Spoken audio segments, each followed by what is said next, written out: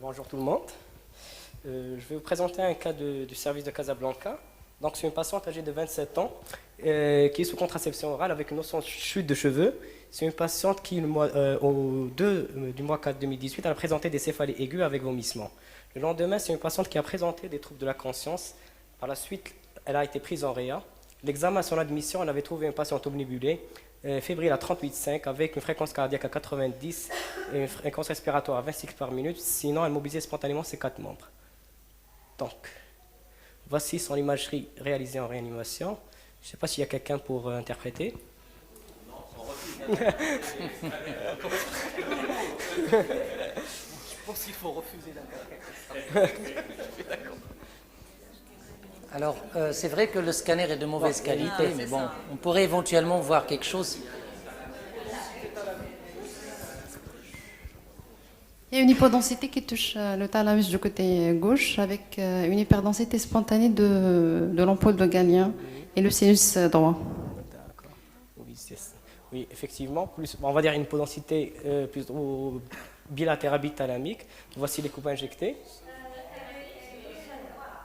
Elle est plus marquée, voilà. Probablement bilatérale à prédominance gauche. Plus marquée à gauche. Le côté droit, c'est une coupe qui passe par le mésencéphale qui est normale. Oui, oui. Autre. Sur même droite, je pense qu'on n'arrive pas à suivre le thalamus. C'est pour ça qu'on peut dire peut-être qu'il y a une atteinte aussi thalamique droite. Là, c'est important, là même. Mais c'est vrai que la qualité du scanner est là. Mais c'est vrai que l'idée de voir une hyperdensité spontanée est très intéressante. Ok. Et atteinte vitalique. Tu peux revenir? Là, c'est injecté en bas. Non, c'est spontané. Le deuxième, celui-là, là, c'est pas injecté. Injecté. Tu parles de cet aspect, c'est ça? Oui, je suis d'accord, oui. Oui, tout à fait. Lorsqu'on injecte, on voit les cérébrales internes. Oui. Ils étaient visibles sur le spontané. Même Même on ne l'italien. voit pas le signe de delta vide aussi sur l'injection, sur l'ampoule de verre. D'accord. Donc, au bilan biologique réalisé, on a trouvé une anémie à 8,7 hypochrome microcytaire. Sinon, à l'APL, donc, vu que c'est un tableau d'encéphalopathie fébrile, donc, on a réalisé une PL qui a montré 6 éléments avec une protéine rachée à 4,81. Donc, je ne sais pas à cette étape-là s'il y a des diagnostics éventuellement à proposer. Ça n'a pas été fait. Oui. Ça n'a pas été fait, non, rien. C'est la mesure de pression. La pression d'ouverture, si on fait la oui, c'est fallait plus trop de conscience. Oui. On avance. Diagnostic peut-être à évoquer à cette étape. Oui, 4 grammes de protéines rachis et 6 éléments. Sans globules rouges, c'est ça? Oui, sans globules rouges. Attends, c'est fallait plus vomissement avec des troubles de conscience. Et puis au scanner, on avait comme l'hypodensité au niveau bithalamique, une thrombose, je ne sais pas, des veines cérébrales internes. Effectivement, en première intention, Voilà. c'est pas Une si femme jeune avec, je ne sais pas, contraception orale.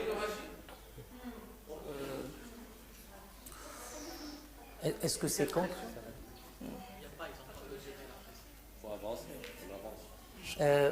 Oui, bon, c'est parce que c'est un tableau d'encéphalite finalement, de troubles de conscience, d'encéphalopathie, un peu fébrile, très rapide.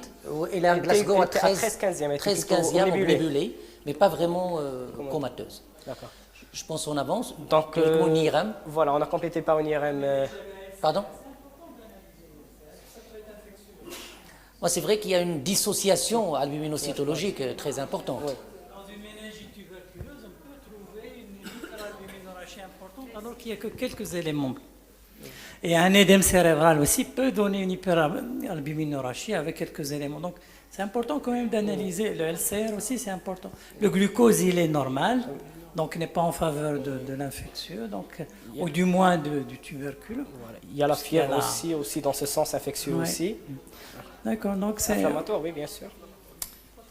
Inflammatoire, oui. Vous avez des chutes de cheveux tout à fait au début. Oui. L'anémie, oui. L'anémie aussi. Et la Critères qui apparaissent. D'accord, je défie. Ça va venir.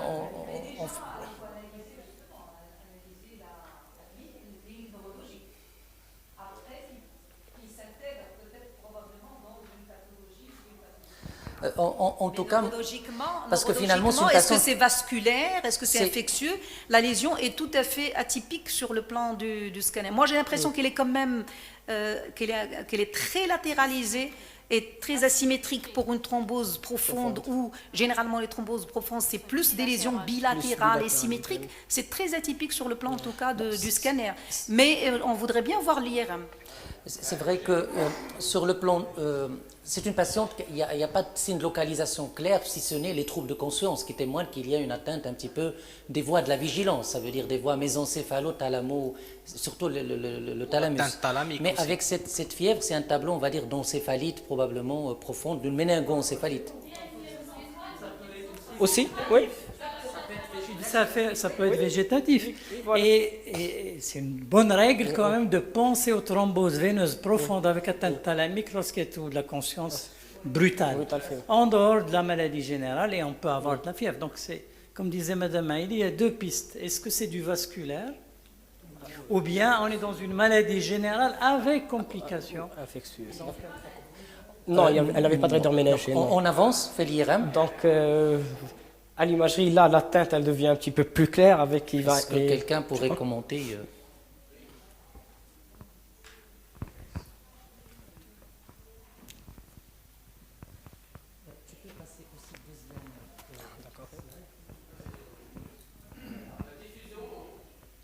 Juste parce qu'on a voulu faire beaucoup d'images.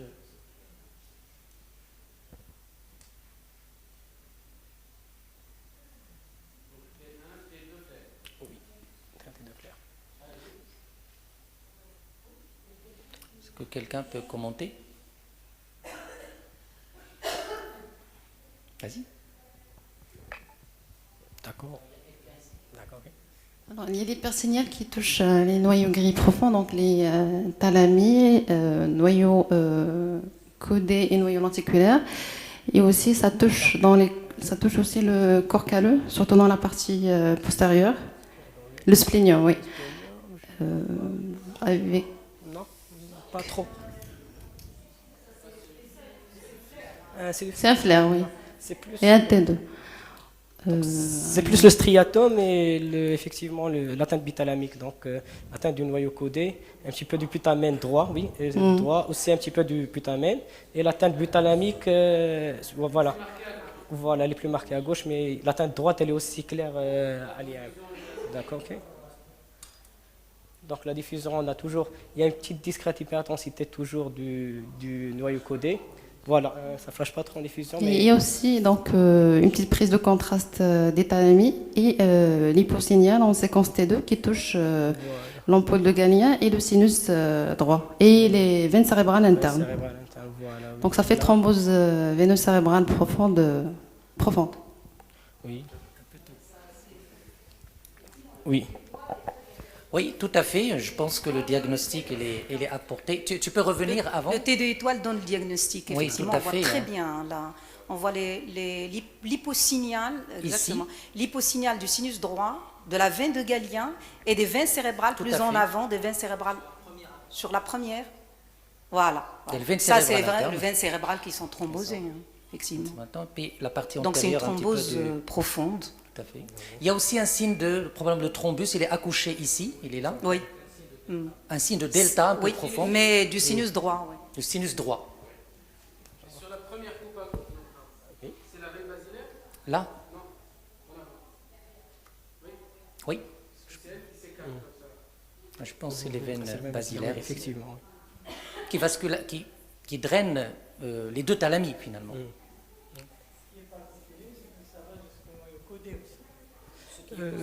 C'est possible, mais... Oui. C'est ce qu'on va voir après. Le système veineux profond en général, qu'est-ce qu'il draine? Donc là, sur les séquences angios, quoiqu'elles ne sont pas injectées, on voit très bien qu'il y a une absence de flux en général sur le système veineux profond. Donc avec absence... Pas très clair, même le superficiel aussi. Même avec atteinte, voilà, oui. Même atteinte superficielle aussi. Même le latéral, oui. circuit, oui. Même le latéral, oui. On ne voit pas le système veineux profond, tout à fait. Avec beaucoup de collatéral, c'est vrai. Oui. Il y a un sinus longitudinal inférieur qu'on voit rarement, qu'on va probablement développer parce qu'il y a une thrombose, voilà, sur collatérale. Donc, en fin de compte, on a retenu une thrombose veineuse profonde. Donc, on a réalisé un bilan étiologique donc, qui était normal. Donc, sauf au bilan de thrombophilie, on a trouvé un anticoagulant du pic circulant positif. Sinon, le reste de l'examen était sans particularité. Par ailleurs, les mutations en facteur 2,5 MTHFR étaient toujours en cours. C'est une patiente qui a été mise en réanimation sous traitement anticoagulant. C'est une patiente qui a bien évolué. À G3 de son traitement, elle a repris conscience. Mais à G6 d'hospitalisation, c'est une patiente qui a commencé à présenter des troubles de comportement. C'est une patiente qui a commencé à déambuler, à fuguer, à consommer des produits non comestibles et associée à des troubles mnésiques qui portaient essentiellement sur des faits récents. Donc on a complété par un bilan. On a réalisé une TDM cérébrale qui a montré un aspect stationnaire à l'aspect initial. On a recontrôlé par une PL qui cette fois-ci a montré une cytochimie qui était normale, un EEG qui était normal et un bilan infectieux qui était normal. Donc on a conclu plutôt à des troubles psychocomportementaux dans le cadre de son syndrome bithalamique. Bon, probablement il était au début à un stade de troubles de la conscience et une fois les troubles de conscience sont amendés, il y avait la sémiologie thalamique. Mais bon, non, bon, je sais pas, je vous donne... Non, mais là, ce que vous avez dit, c'est assez, disons, vague comme sémiologie. Puisque là, vous avez dit qu'elle a commencé à manger n'importe quoi. Oui. C'est le syndrome de Clover-Bussy qui donne ça. Oui. Mais généralement, c'est plus une atteinte temporale. C'est plus classique, donc il faut regarder. Quant effectivement au syndrome thalamique, bon, ça peut aller de la démence thalamique. Oui, effectivement. D'accord. Généralement, il y a aussi des troubles du langage, une hypophonie. Et parfois une hypersexualité, des oublis. Pas forcément. Ça, c'est avec le Clover-Bussy. Et c'est essentiellement donc une amnésie antéro-rétrograde, en fait, une sorte de syndrome de Korsakoff, mais acquis. Et ce qu'il y a, c'est surtout le trouble du langage qui s'associe. Voilà, donc fréquemment. Généralement dans les atteintes de gauche d'ailleurs. Voilà, d'accord. On ne l'avait pas exploré en détail par rapport à ça, parce que c'était pas le... D'accord. Voilà. C'était ça, voilà. Plaisir. Oui, de faire un cours là. Vas-y. Donc on va faire un petit rappel anatomique. Donc, c'est pas bon. Le thalamus, donc, il est divisé par plusieurs groupes nucléaires. Il y a le groupe antérieur qui a des connexions avec et qui fait partie du circuit de Papez. Donc, il y a, son atteinte est responsable d'atteinte mnésique. Donc, il y a le groupe ventral avec le noyau ventro-postéro-latéral qui reçoit les faisceaux somesthésiques. Le noyau latéral ventro-antérieur qui participe à la motricité automatique. Le pulvinar, le corps gênulé externe et interne. Donc, sa vascularisation, elle est essentiellement assurée par le système vertébro-basilaire et l'artère communicante postérieure. Donc là, le principal, on va dire, artère qui le vascularise, c'est l'artère paramédiane, l'artère thalamo-géniculée et l'artère choroïdienne postéromédiale. Il reçoit aussi une vascularisation de la choroïdienne antérieure pour la partie latérale du thalamus. Donc, sinon, pour les variantes anatomiques, elles touchent essentiellement l'artère paramédiane, d'où cette classification de Percheron. Donc, en général, il y a trois possibilités, soit que l'artère paramédiane elle naisse dans la première portion de la cérébrale postérieure, chacune d'elles naissent de la cérébrale postérieure, soit les deux naissent de la même cérébrale, soit ils naissent d'un tronc commun, et là, une occlusion à ce niveau-là pourrait entraîner un infarctus de la Percheron et donner une tableau radiologique similaire. Donc, sinon, pour la vascularisation veineuse, elle est assurée par le système veineux profond, donc assurée par les veines cérébrales internes, la veine basale et la veine de Galien qui se drainent dans le sinus droit. Donc, la veine cérébrale interne, elle draine aussi bien, elle reçoit la veine thalamostriée qui fait le drainage du noyau caudé et du septum lucidum. La veine choroïdienne supérieure qui draine l'hippocampe et qui draine aussi l'hippocampe et le fornix, d'où la possibilité d'avoir des lésions au niveau du striatum comme l'avait la patiente. Donc sinon, pour revoir un petit peu l'histoire de la thrombose veineuse cérébrale profonde, en général c'est une pathologie qui reste assez rare. il y a de rares cas décrits dans la littérature, en général qui ne dépassent pas les 10 cas. Donc en général, les étiologies les plus citées sont en général grossesse postpartum, prise de contraception orale, traitement hormonal substitutif. Il y a des cas de Mickey et de maladie de B7. Sinon, il y a aussi des cas d'anémie ferriprive qui ont été rapportés. Il y a aussi des cas post-craniotomie sur pathologie tumorale. Pour la présentation clinique typique, habituellement, on a plus des céphalées, des troubles de conscience qui peuvent aller de la confusion jusqu'au coma. Sinon, d'autres symptômes peuvent aussi apparaître, comme les troubles oculomoteurs, les troubles neuropsychiatriques, délire, apathie, hypersexualité, agitation. Sinon, pour les présentations qui sont un petit peu plus rares, il y a le syndrome parkinsonien, des mouvements choréotestodésiques, des signes dysautonomiques. Et aussi, pour la présentation radiologique, en général, l'atteinte radiologique la plus typique, c'est en général l'atteinte bithalamique.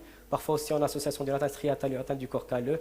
Moins fréquente, il y a parfois, on peut avoir une atteinte thalamique unilatérale qui peut prendre un aspect trompeur, et aussi des tableaux d'hydrocéphalie qui constituent un facteur de mauvais pronostic. Sinon, je parle rapidement. Pour les diagnostics différentiels radiologiques, donc, il y a l'infarctus de surpercheron. Donc, la seule particularité en général, c'est qu'en plus de l'atteinte bithalamique, en général, il est souvent associé à l'atteinte mésencéphalique. D'accord. Oui, certes, c'est perchérant. Oui, c'est perchérant. En général, pour différencier, il y a souvent une atteinte dans, on va dire 43%, il y a une atteinte mésencéphalique associée. D'accord. Sinon, il y a l'aspect de Topov-Basilar syndrome. Ça, c'est une clinique qui est aussi plus lourde. Okay. Après, en général, il y a un tableau de myélonis extrapentine qui peut aussi donner une atteinte bithalamique plutôt latérale. Là, en général, c'est une encéphalopathie de Gaït-Wernicke qui peut aussi donner une atteinte bithalamique avec une atteinte périaqueducale et une atteinte des corps mammillaires associés. Et là, c'est un tableau de gliome bithalamique.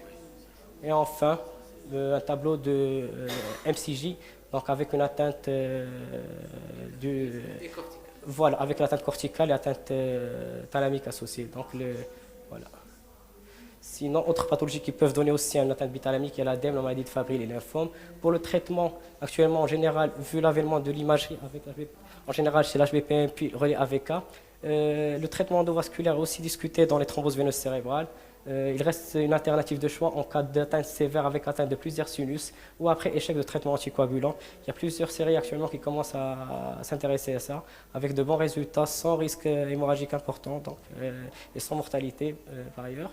Donc, sinon, pour l'évolution, avant l'avènement de l'imagerie, c'était un tableau qui était assez brouillon avec des décès qui étaient assez important. Donc, il y avait sur une série de 7 patients, il y avait 7 qui sont décédés, mais c'était vers les années 90. Actuellement, après le traitement précoce avec la venue de l'imagerie, en général, on arrive en général à ce stade-là, soit quelques séquelles neuropsychiatriques, soit carrément une guérison sans séquelles. Donc, en conclusion, il faut y penser devant tout tableau de troubles de conscience avec céphalée, que ce soit le fait d'avoir une encéphalopathie aiguë fébrile aussi ne doit pas écarter le diagnostic et toujours penser à une fièvre qui peut être d'origine centrale et là investiguer dans ce sens et démarrer un traitement le plus rapidement possible pour essayer d'avoir un pronostic le plus favorable possible. Merci.